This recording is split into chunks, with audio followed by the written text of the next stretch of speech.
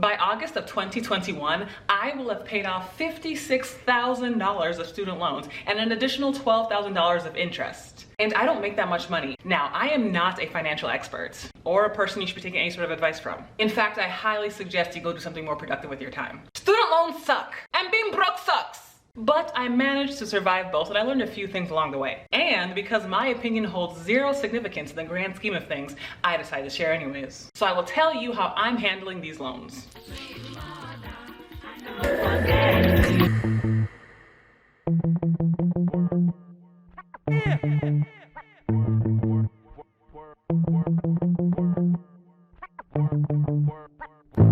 Doesn't mean less when you make that sound. Come at me best when you spread shit round. Only works well when you pound. Hello and welcome to the Sweet Mother Show. If you're new here, don't forget to subscribe before you head out, and in the comment section, let me know what advice you have for those who are also working on paying off these blood-sucking student loans. Okay, thanks. Here is my student loan story. So I went and collected my first student loan when I was about 18 and about to begin my first semester of undergrad. I went to USC, the University of Southern California, not South Carolina. Please don't disrespect my life like that. Like many universities, USC is very expensive.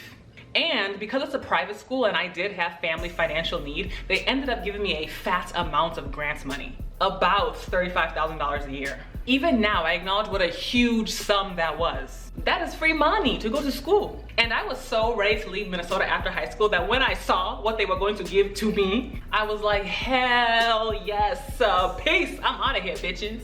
At the time, I didn't even mind that I had to make up the difference in tuition with federal loans for each semester. And a few thousand each semester didn't seem nearly as bad as taking out maybe $15, $20, $25, $30 in loans each semester. So I ended up leaving undergrad with about $42,000 worth of student loans. Let me tell you something.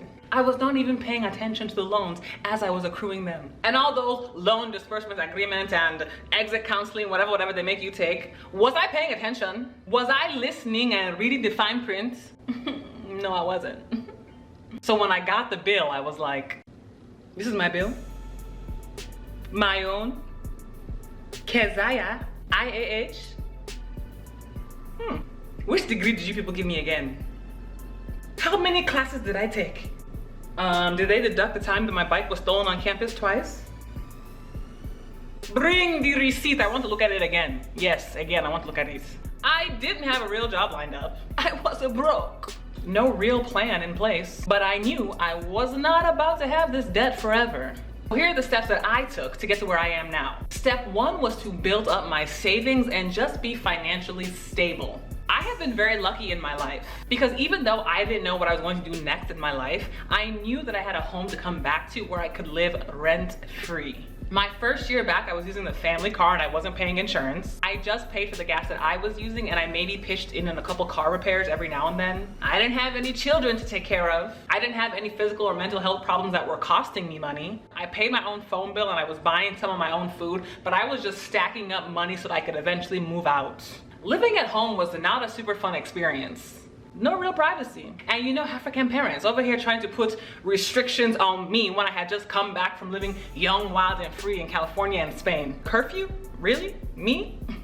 Okay. And I'm cool with my family, but that didn't mean that I liked living there. So I can't imagine what it's like for people who are not on good terms with their families and have to move out. But man, free rent is free rent. I will take curfew for a little bit as long as it means that I can save up for my great escape. I wasn't going to leave and be on my own until I was secure. So I saved up a little during my summer YMCA job, and then I ended up joining an AmeriCorps program right as my Y job was ending. So AmeriCorps pays on a stipend, and I ended up taking about $15,000 home that year after taxes. I was then able to build up my savings account to $10,000 by just taking a percentage of my bi-weekly paycheck and dumping it into my savings account. And my general rule with my savings account is that I never withdraw from it unless my checking account is about to hit zero. That habit, along with a couple other lucky breaks over the years, has allowed me to grow my savings account to about $32,000 today, and that doesn't include my savings account through work and my retirement stuff. And now the first thing I do when my direct deposit hits is I take $300 right away and I deposit it into my savings account. And I didn't start with $300. I probably started with doing it $50 or $100 or something like that. And every time I got a pay increase, I would increase the amount that I would deduct for my savings. But my savings always gets paid first. And then I moved out of my family's house to start my independent life feeling somewhat secure. I forgot to mention that I used $5,000 of my original $10,000 savings to buy a used 2005 Toyota Corolla from Craigslist. Step 2 was creating a budget that I was going to stick to and deciding how much I could afford to put towards my student loans each month. I cannot stress enough the importance of having a budget, especially when money is tight. I did whatever I could do to make sure I was able to stick to my budget. Simple things like shopping secondhand, buying groceries from Aldi's with a list, and then meal prepping, so cooking instead of eating out, finding free events in the cities, and using public transit. Free was my middle name that whole first year I was living alone. Free, free, free, free, free, free, free, free, free, free, free, free, free, free, free. And I will add that it helps to not get accidentally pregnant. I see how people are suffering out there with unplanned pregnancies. I'm just saying. My must-pay items every month were like savings, rents, loans, utilities, my phone bill, gas, and groceries. Everything else was on a very short leash. And it also helps that I don't have a spendy personality to begin with. Bitches is cheap. Frugal is a nicer word, but it is what it is. I don't do things like get my nails done, I do my own hair, I don't drink coffee, and I hardly drink alcohol. Goodwill is my favorite store because I don't give a damn about brand names, so spending less has never really been that hard for me. And I also applied for income-driven repayments. This adjusts your monthly loan payment based on your salary. It helped me get a monthly payment that was affordable. That helped me a lot my first couple years living independently. The one downside I will say to that approach is that had I continued paying just the minimum, I would have been paying my loans for a lot longer. And the first 3-ish years of me tackling my mountain of student loan debt, I was paying the minimum. And I don't regret it too much because in that time, I was able to build up my savings, which was my priority. If you can pay more than the minimum, even if you're on the income-driven repayment plan, it can only help you in the long run. Which leads me to step number 3, which is putting any bonus monies that I got towards my loans or my savings. My first few years when I was working my entry-level nonprofit job, I got some pretty good tax returns. Instead of spending that money on, I don't know, what do people even spend money on? Like hair, shoes, electronics. I would put some of my tax return towards my loans and some of it towards my savings. And then I went back to school to get my master's degree and I ended up collecting an additional $12,000 in loans. At the height of my loans, meaning the most I owed at one time was about $52,000.